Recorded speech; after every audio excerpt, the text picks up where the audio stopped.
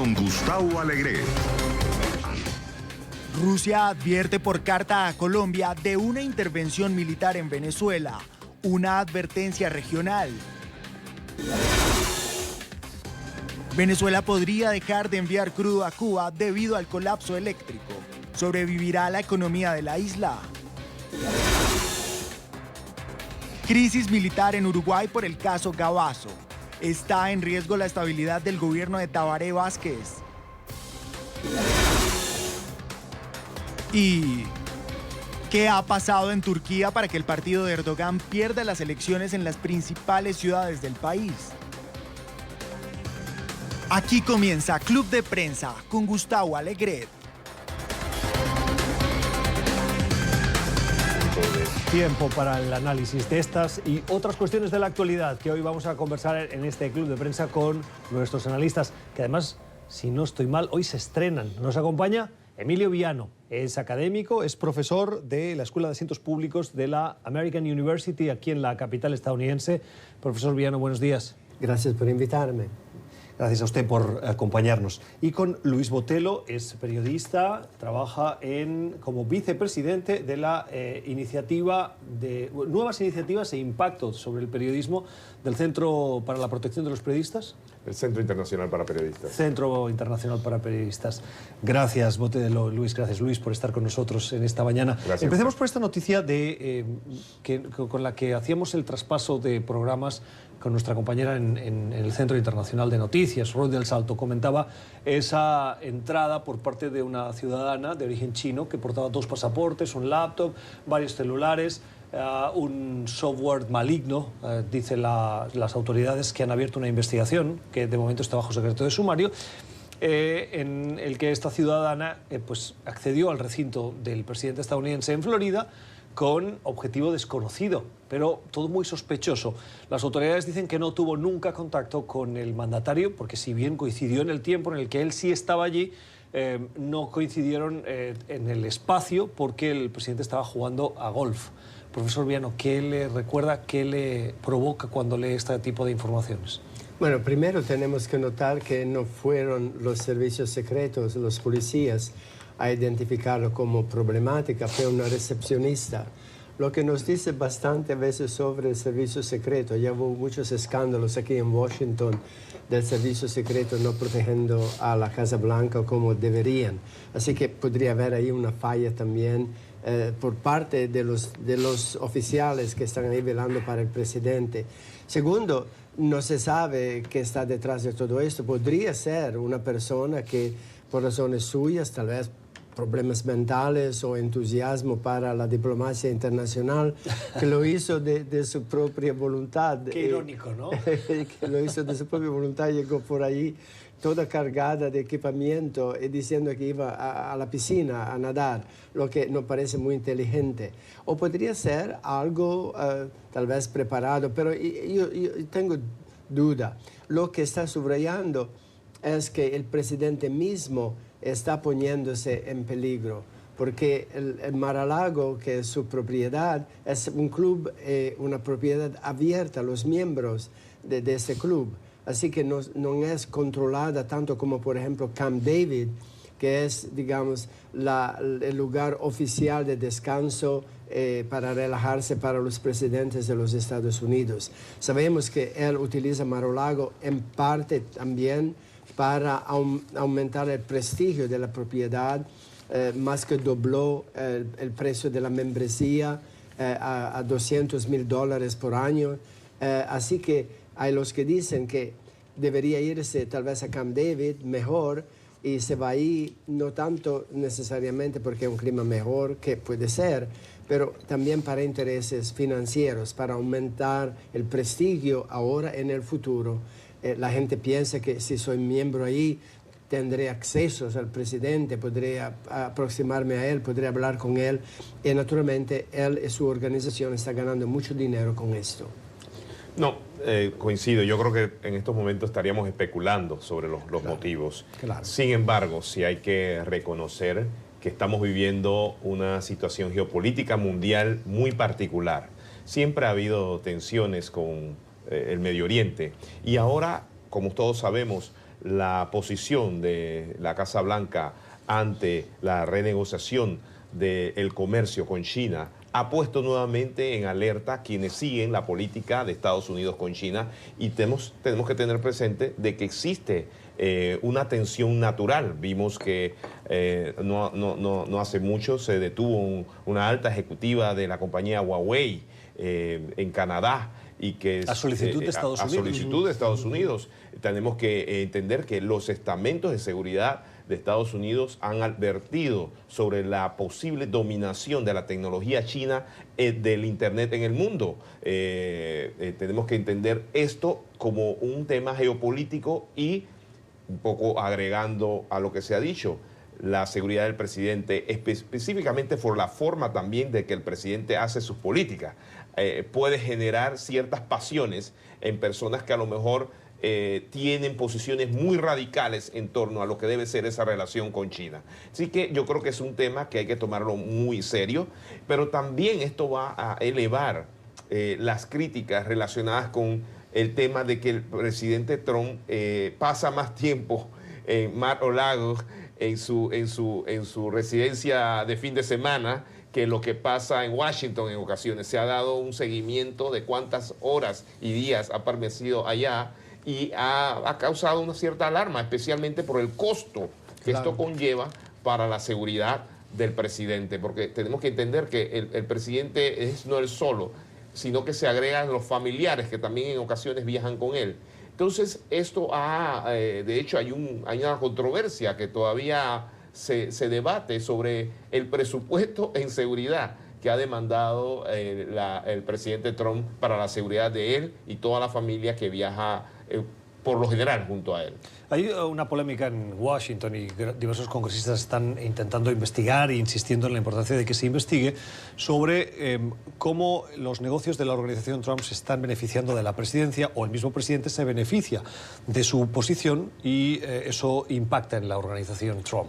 Y estoy pensando en el hotel en Washington, previo a que él fuera presidente, cuando consiguió la licencia, que es de la organización Trump, como mandatarios, dirigentes, empresarios que vienen a discutir cuestiones en la Casa Blanca se hospedan en ese hotel, que también ha incrementado sus tarifas. Mencionaba ahora, yo lo desconocía, el incremento de la inscripción en el Club Mar-a-Lago, cómo ha aumentado su precio, y el hecho de que el presidente vaya cada vez que va es una campaña de publicidad. Es lo mismo cuando sale a New Jersey, porque se hospeda también en un club de golf que es su propiedad. Ahí también, claro, pueden aumentar los precios y les da más prestigio, digamos, a sus propiedades, sus campos de golf. Así que hay mucho malestar, particularmente porque se dice que en ciertos casos, especialmente para el hotel aquí en Washington, puede violar una condición de la Constitución que dice que no se pueden aceptar dinero o regalos de autoridades extranjeras. Y hay muchos países que organizan sus recepciones, sus eventos en el hotel de Trump aquí en Washington. Bueno, no hay que ir tan lejos. El Partido Republicano ha organizado diversos eventos en el hotel Trump. Sí, pero estoy hablando también de esta condición de la Constitución, que no se puede aceptar emolumentos, se dice, o dinero o regalos de autoridades extranjeras. Directamente o indirectamente, si una embajada o un gobierno extranjero gasta 20, 30, 100 mil dólares para una recepción, un evento al hotel de Trump, él está recibiendo como presidente, porque no se alejó de sus intereses financieros y de negocios, dinero extranjero, lo que puede violar la Constitución. Y eso ha hecho sumamente difícil el trabajo de los periodistas, como bien sabes. Los periodistas siempre estamos tratando de identificar si ha habido algún tipo de conflictos de intereses. Tratamos de ver si seguir la ruta del dinero, dónde paró ese dinero. Y el presidente ha dicho que él se ha separado realmente de la administración, pero están todos sus hijos que también forman parte del comité prácticamente asesor del presidente. Entonces, ese es un tema muy complicado, que de hecho es sin precedentes en la historia presidencial de Estados Unidos. O sea, en muy pocas ocasiones hemos tenido un presidente con la cantidad de intereses económicos que al mismo tiempo tiene el presidente, y muy ligado con el trabajo y su función, que hace por el hecho de que su familia también ha sido integrada prácticamente de distintas formas a la administración Trump. Y sabemos, por ejemplo, que su hija Ivanka obtuvo 35 copyrights, derechos de propiedad intelectual en China, poco después de las elecciones. Así que ahí también hay un cierto conflicto de interés, pues que Ivanka y su esposo, el señor Kushner, trabajan en la Casa Blanca cada día. Así que hay la política en el Medio Oriente. Claro, así que hay naturalmente ahí una conexión muy fuerte entre el padre, la hija, el yerno y naturalmente los otros hijos. Se han creado medios y programas especiales únicamente a darle seguimiento a la relación de negocios del presidente, su familia y su relación con la Casa Blanca. Por ejemplo, todo lo que pasó con Khashoggi, las relaciones especiales con Arabia Saudita, parece se relacionan a grandes intereses económicos y financieros. Así que es esto un poco del cual se trató también con la investigación del señor Mueller, del fiscal especial, con la relación que parece especial entre Putin y Trump, particularmente la admiración que Trump tiene para Putin, porque sabemos que oligarcas rusos compraron docenas de apartamentos de la organización Trump, sea en Nueva York, que en Florida, que en Panamá particularmente, a veces sin identificarse, sencillamente con un número. Yo soy el número 25 y voy a comprar estos apartamentos, que indica tal vez la posibilidad de lavado de dinero y de dinero sucio utilizados para estas compras. Así que hay algo ahí también muy interesante, hecho aún más importante por el hecho que el presidente no ha publicado, como todos sus antecesores, sus declaraciones de renta. Quiero pedirles, antes de cambiar el asunto, estoy pensando en los televidentes que son votantes de Trump, que creen en este presidente, que creen en sus programas, en sus políticas, y que cuando escuchan las críticas que estoy escuchando en este espacio, en lo que llevamos analizando la cuestión de la ciudadana china que entró en Mar-a-Lago, pueden estar pensando, ya están estos liberales criticando al presidente. ¿Qué mensaje va más allá de la crítica a la política presidencial que llegue a estos votantes para que sientan la preocupación de, insisto, más allá de la afección que pueden sentir por las políticas de Trump, vean la gravedad de esta connivencia entre los asuntos privados y la presidencia? Claro, yo no creo que aquí estemos criticando. Realmente el presidente tiene la decisión. Si él quiere ir a su casa de campo personal, lo puede hacer cuantas veces quiera. Sin embargo, eso tiene que estar acompañado de un escrutinio público. Esto el presidente de una democracia como la de Estados Unidos no es él solo. En esta sociedad existe un balance de poderes, existe una rendición de cuentas, porque finalmente fue electo precisamente por la gente para que administre la cosa pública, para que administre los impuestos de la gente. Y en ese sentido tiene que rendir cuenta por todo lo que hace. Tenemos también que entender que es el presidente de la potencia más grande del mundo. O sea, no podemos pensar y ser tan ingenuos de que no existen intereses internacionales tratando de influenciar la política de los Estados Unidos. Y en ese sentido se valen de cualquier cosa. Y si el presidente está atado a cualquier tipo de interés, puede ser comercial, familiar o personal, que va más allá del trabajo diario de función del presidente del país, es algo que no se puede deslindar y tiene que ser analizado en su conjunto. Entonces, yo no lo veo como una crítica, más bien lo veo como un análisis de la situación que representa el presidente y la relación que él tiene con sus negocios y los otros países al mismo tiempo. Y hay también cuestiones de seguridad, porque es verdad que el presidente Bush, por ejemplo, iba a Texas para sus días de descanso, pero era verdaderamente su casa, así que era controlado. No es como Mar-a-Lago, que es un club, es abierto a cualquier persona que paga para ser miembro. Cuando el presidente va a comer en el restaurante, come con toda la otra gente en torno de él.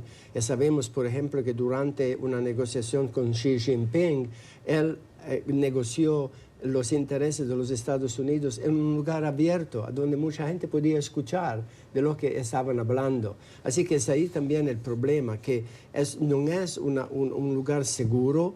Él va a hablar y a tratar de los asuntos del país, a donde podría haber espías claramente o gente que escucha, y amenaza podría ser la seguridad del país mismo.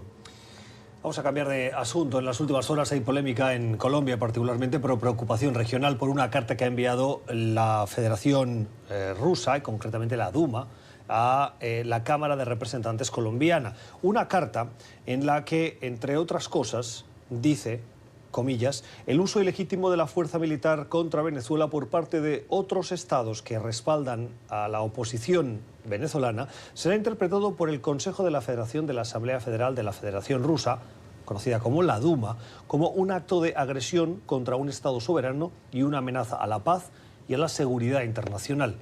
Una carta que va de legislativo a legislativo, que ha sido respondida con contundencia por la Cancillería colombiana, por el Ejecutivo colombiano, diciendo que aquí la única injerencia que hay en Venezuela es particularmente la de los militares rusos que han arribado de manera notoria en 2 aviones que aterrizaron recientemente en el aeropuerto civil internacional de Maiquetía, y que lógicamente analistas han subrayado que esta advertencia es una advertencia a Estados Unidos de manera indirecta con quien se conoce como el principal socio regional de Estados Unidos en el hemisferio occidental. Luis, ¿una amenaza o una advertencia? Lo veo como una advertencia.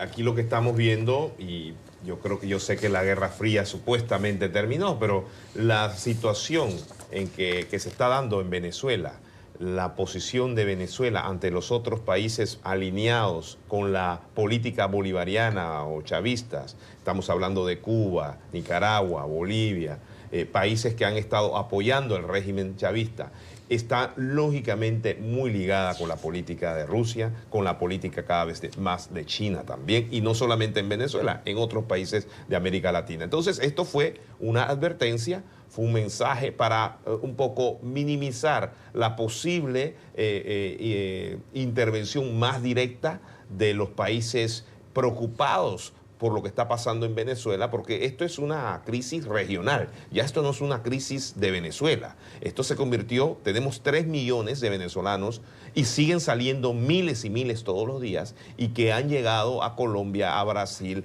a Perú, a Ecuador, a Panamá, a la República Dominicana, y se está extendiendo. Es un problema de presupuesto, es un problema de capacidad de los países de mantener la cantidad porque son desplazados. Esto lo podemos considerar como ciudadanos desplazados. Entonces, existe un problema.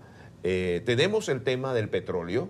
Tenemos el petróleo del cual, a través de Petrocaribe y los periodistas con que hemos trabajado recientemente dieron a conocer su investigación, que demuestra cómo Venezuela utilizó el petróleo para la compra de votos a nivel regional. Entonces es un problema diplomático, pero es una crisis humanitaria, y aquí estamos viendo a una Rusia diciendo esperen un momento, antes de ustedes hacer algo, nosotros tenemos intereses también en Venezuela. Bueno, es muy irónico que Rusia envió esta advertencia supuestamente de parlamento a parlamento, pero claramente para el Ejecutivo, cuando ellos ya tienen militares en Venezuela, helicópteros, y ahora van a expandir su presencia ahí con la manutención de todo esto. Y ya sabemos que desde tiempo había barcos militares en la costa venezolana, y es claro que hay 2 intereses, en mi opinión. Primero,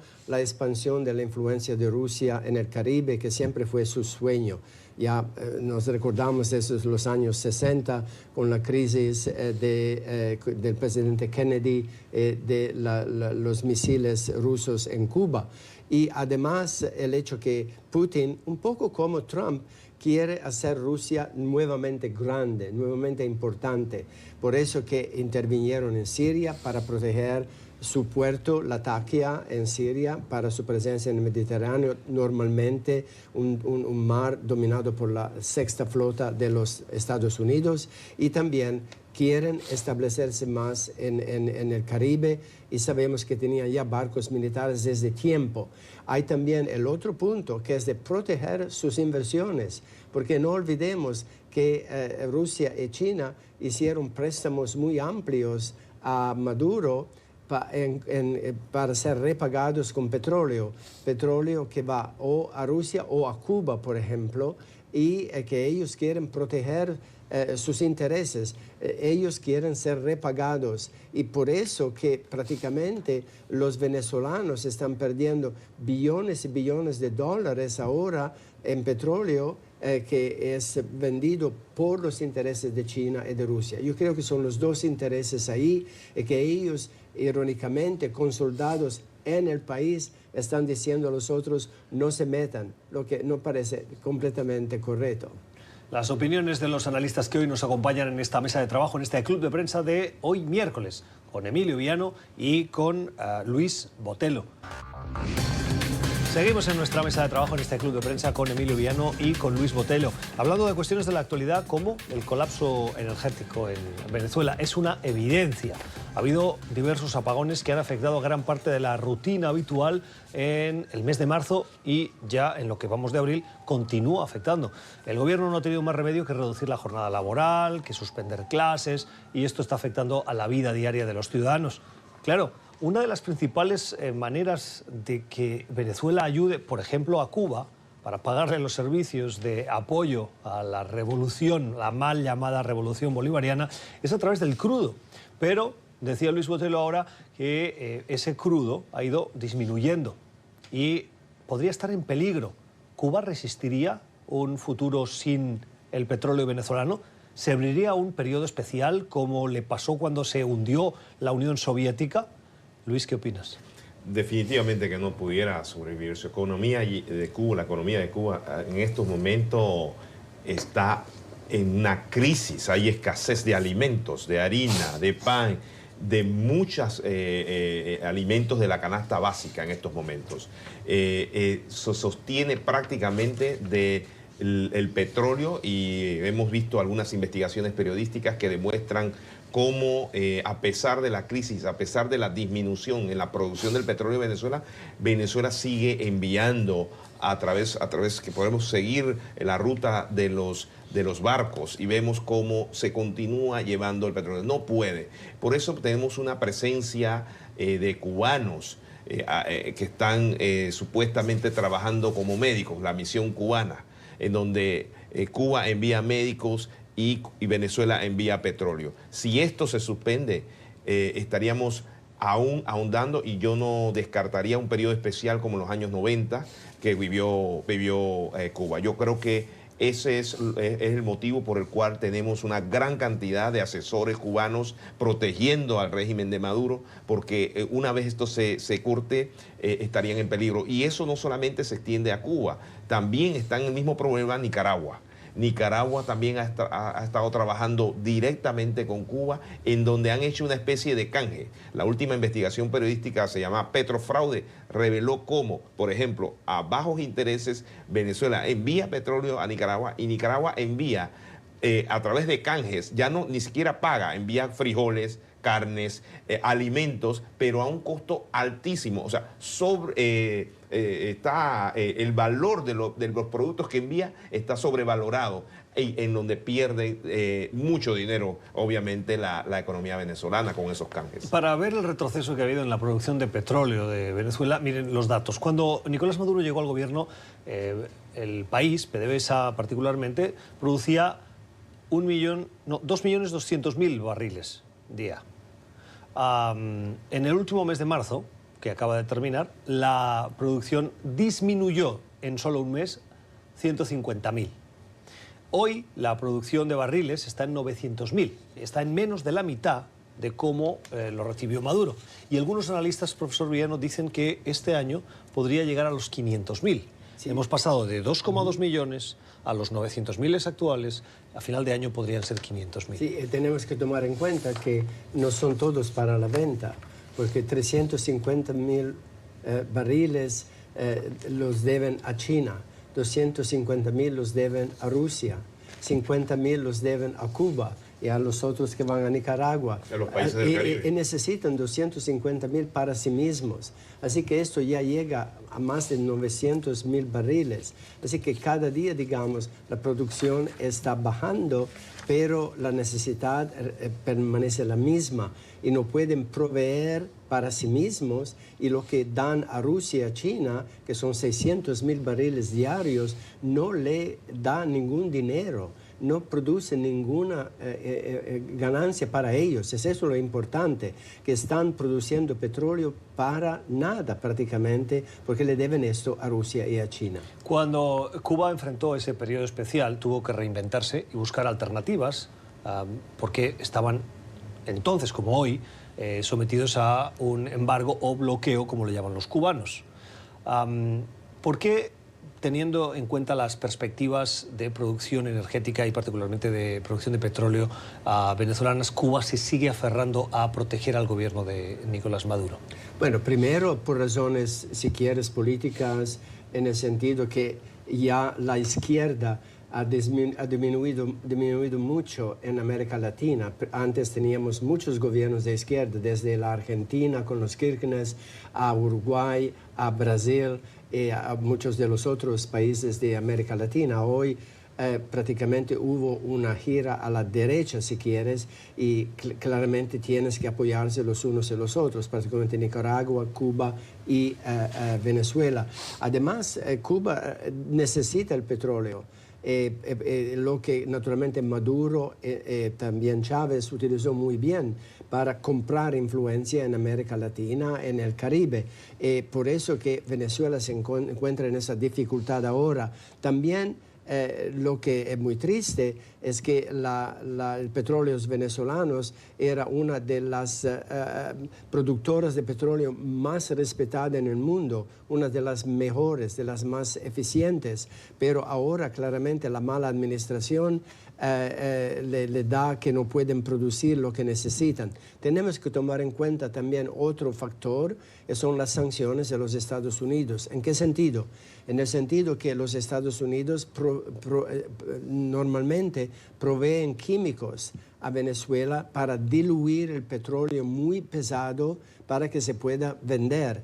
Y ahora no lo van más a proveer. Así que Venezuela también no tiene lo que necesita para hacer que su petróleo sea vendible e utilizable.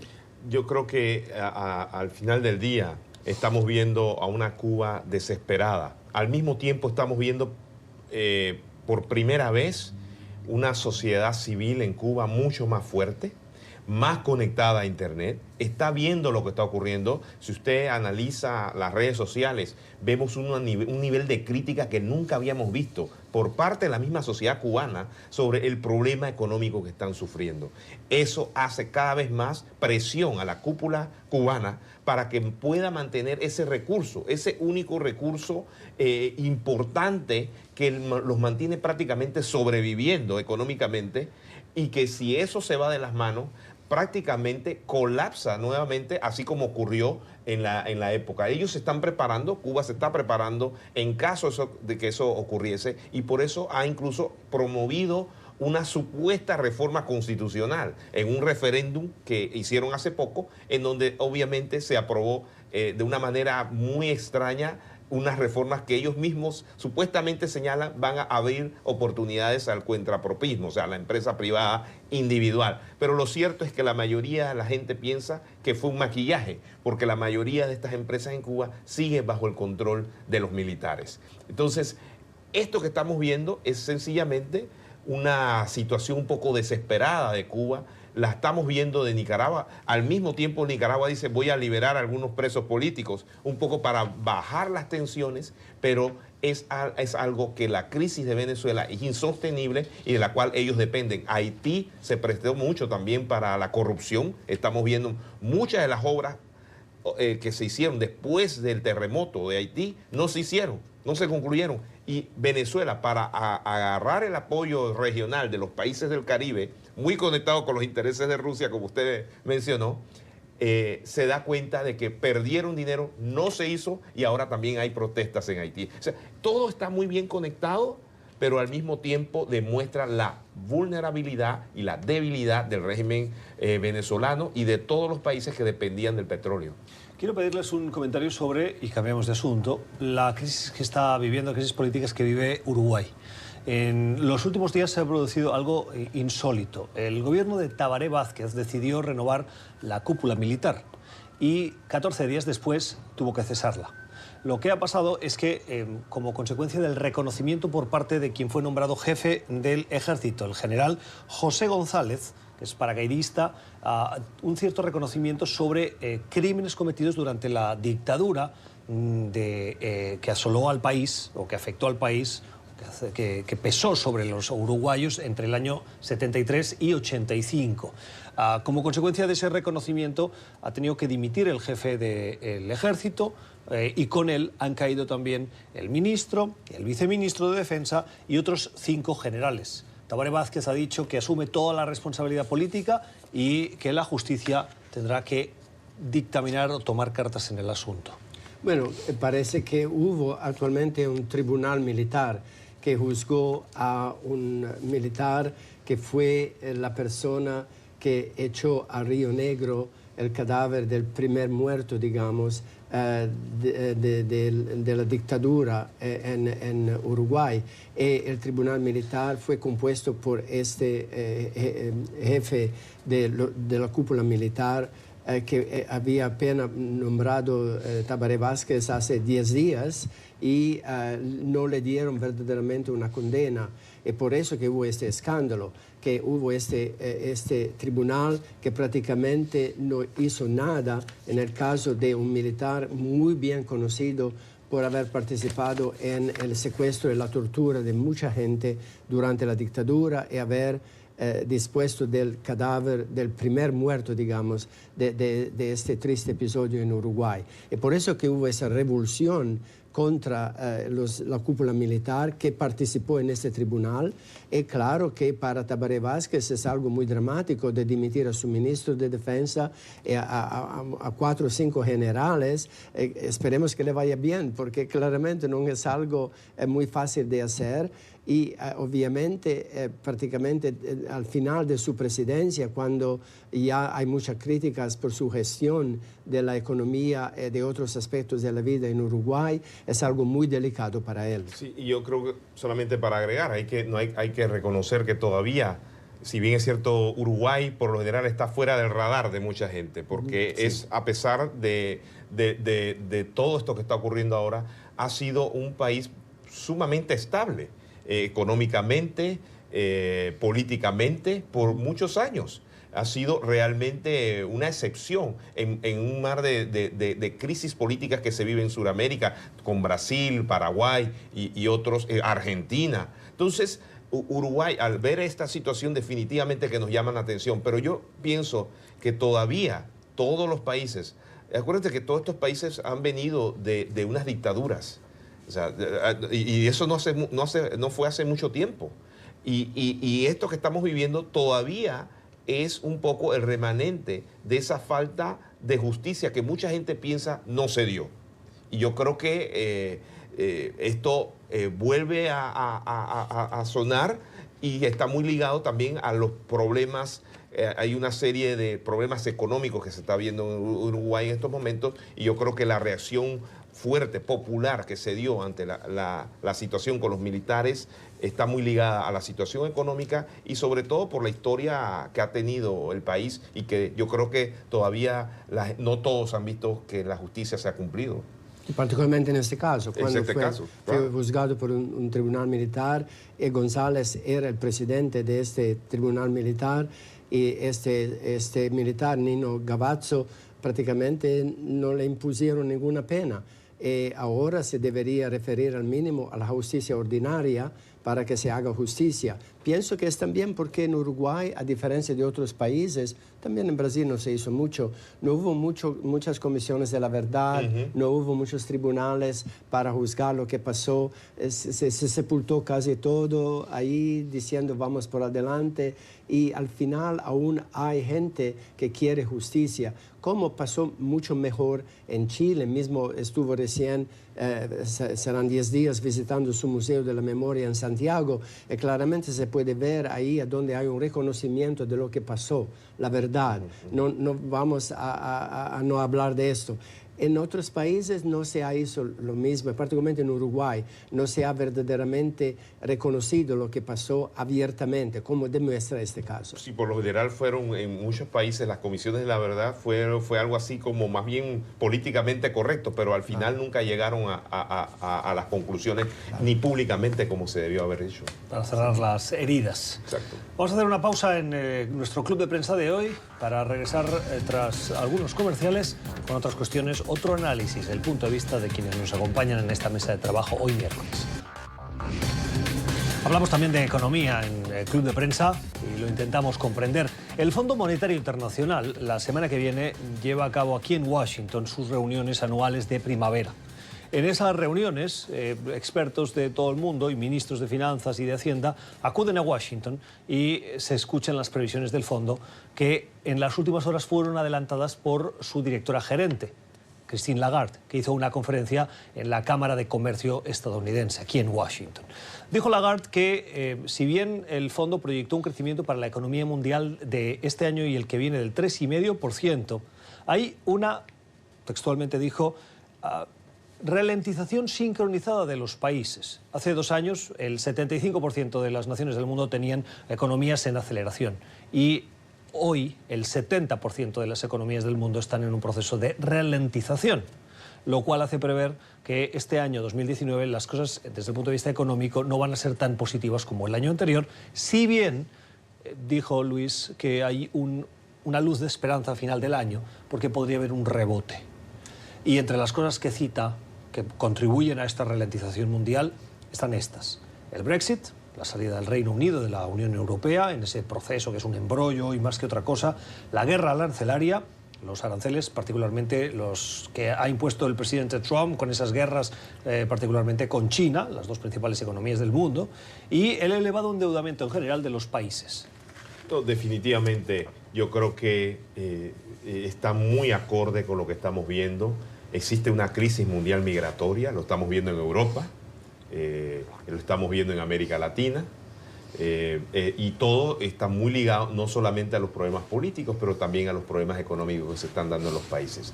Yo creo que también hay un tema muy por debajo que tal vez no se mencionó, y es el gran escándalo que se dio hace 3 años con los Panama Papers. Se estima a 3 años después que se pudo recuperar 1.2 billones, $1.000 millones de fondos que circulaban de una manera oculta, que no pasaba realmente por la tributación de los países, por el uso de paraísos fiscales.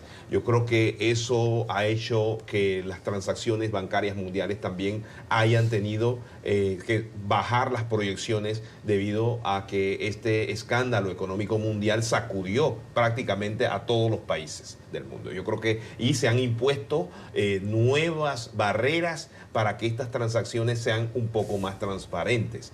A mí me parece que la predicción ha sido acorde. Sin embargo, yo no estoy muy seguro si al fin de año podamos ver una recuperación. Todo va a estar muy ligado. Todavía no sabemos qué va a pasar en Europa. Hombre, o sea, estamos viendo todavía un gran debate en Inglaterra. Hay una incertidumbre sobre esto. No sabemos qué va a pasar entre China y Estados Unidos. Entonces, y en América Latina, pues, como hemos visto, la situación migratoria y de política se mantiene en un estado de incertidumbre. Yo creo que esa incertidumbre va a mantener las economías del mundo un poco paralizadas, como lo estamos viendo hasta ahora.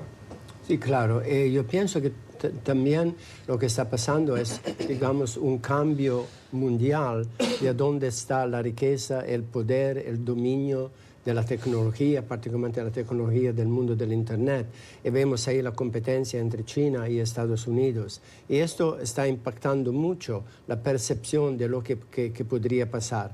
Pero claramente las guerras de los aranceles y la mentalidad también que ha demostrado el presidente Trump de crear barreras, de no apoyar la integración de la economía mundial, no ha ayudado para nada, porque crea incertidumbre en las inversiones, erigir muros, vallas, no solamente a los inmigrantes, pero también al comercio internacional, no ayuda a crear riqueza, porque claramente hay después toda la cuestión de los impuestos y de quién va a pagar para todo esto. Y además, como decía Luis, hay la corrupción. Mismo el Fondo Monetario Internacional está estimando que hay 200.000 millones de dólares perdidos por año en el mundo, lo que claramente subtrae mucho para las inversiones, la educación, el entrenamiento. ¿En qué se pierden esos fondos? ¿Por pago de impuestos?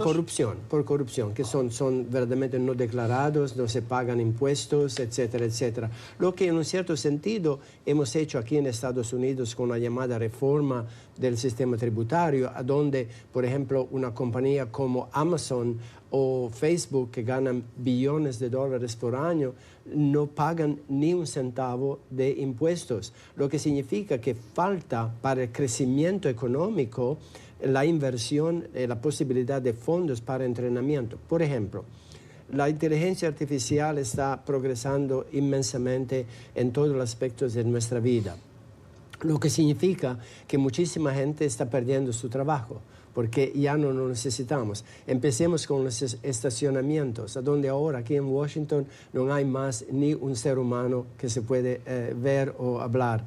¿Por qué? Porque todo está controlado por un computador. ¿Y qué hace esta gente? ¿A dónde van? ¿Qué empleo encuentran? No tenemos ningún programa de entrenamiento. Así que yo pienso que es una confluencia de factores, más de todo la incertidumbre en quién será el poder futuro, porque China quiere mucho ganar la batalla para el 5G, 5G, que es la nueva tecnología del mundo del Internet. Estados Unidos podrían perder esta batalla porque no hay suficientes inversiones. Y aparte de la corrupción, la incertidumbre también nos ha acaparado debido al resurgimiento de estas posiciones radicales, ultraconservadoras en el mundo, que no permiten la apertura migratoria, por ejemplo. Mira lo que pasó en Nueva Zelanda. O sea, estamos viendo una radicalización de la política y de algunos ciudadanos, y desafortunadamente Estados Unidos, con la política y el discurso, ha alimentado en gran parte esa radicalización y ese uso del discurso político que no conlleva prácticamente a que la ciudadanía, la empresa privada, gane la confianza necesaria para las inversiones que se requieren. Un ejemplo que quería proveer es que el presidente quiere cerrar la frontera con México, no quiere los inmigrantes de América Central. Bueno, me parece totalmente el contrario de lo que debería hacer cuando él dice le vamos a cortar toda la ayuda financiera a Guatemala, Honduras, El Salvador. Debería ser el contrario.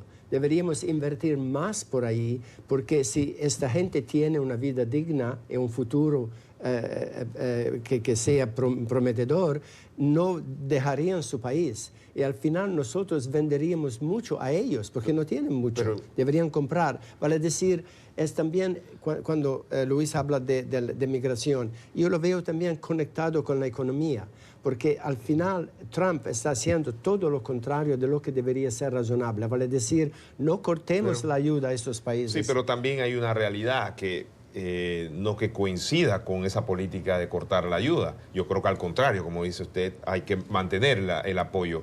Sin embargo, existe una realidad. La corrupción ha hecho que muchos de estos programas de asistencia internacional que se le ha dado especialmente a los países de Centroamérica y en otros países del mundo no llegan a la gente. Y se queda precisamente por la falta de transparencia y los pocos controles que existen para la administración de fondos. Es eso lo que el Fondo Monetario Internacional está instando, que se debe introducir más controles sobre el uso del dinero. Pero el hecho que hay corrupción no significa que tenemos que parar nuestro compromiso para el desarrollo de los países que claramente lo necesitan, y eso ayudaría mucho mismo con el tema de la inmigración. Las opiniones de Emilio Viano y de Luis Botello en nuestro club de prensa de hoy.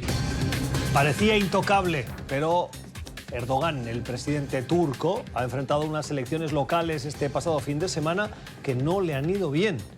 Y es que parece que hay ciudades, las más importantes del país, como Ankara o Estambul, que su partido, el partido oficialista, las ha perdido. Si bien el partido de Erdogan ha dicho que va a disputar los resultados, es una prueba de que tenga que pelearlos en el sistema para el reconteo de votos, para la revisión de esos resultados, de que las cosas no le están yendo tan bien.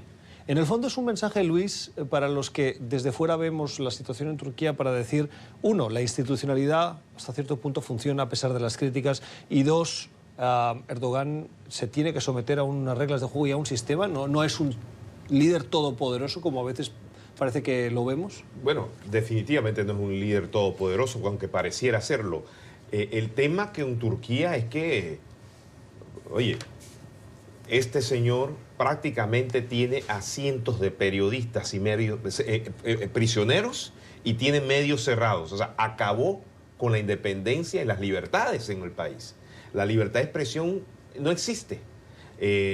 Los medios que se atreven a informar son censurados.